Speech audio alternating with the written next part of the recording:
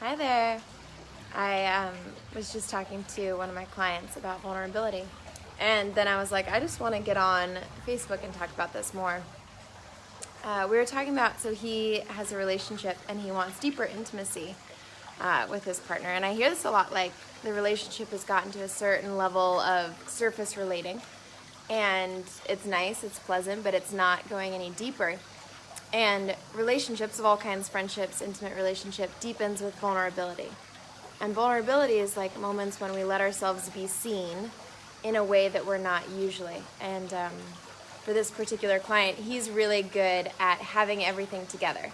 He's really good at like knowing where he's taking his life, knowing the direction he's going to take. He's quite successful in business and in life. And so one of the hardest phrases for him to say is, I don't know. And if you're joining, just say hi. I want to know you're here, and if you have any questions. But that's one of the hardest phrases, is for him to admit, like, I don't actually know. Like, I don't know. And he's in a career transition. It's like, I don't actually know where to go next. And so one of the things we talked about is, like, it's okay to sit in the not knowing. And it's incredibly vulnerable.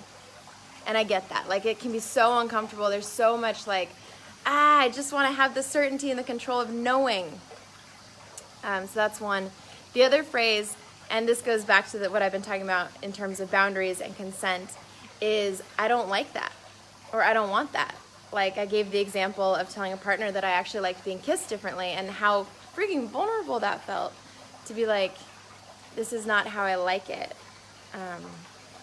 Because again, it's just showing, like, here's the truth of my inner world to you, and admitting how I'm feeling. And then the last one is just expressing desire. It's so uncomfortable to be like, I want that. And someone else was just, what are they talking about? Oh, one of my friends is training a man in bed, like what she likes. And she was talking about how scary it is to be like, I want you to come over and touch me slowly with no goal. And how that is so vulnerable. And so I was just thinking about, like, well, when we don't allow ourselves to be vulnerable, what do? Often we go to things like demanding, entitlement, posturing.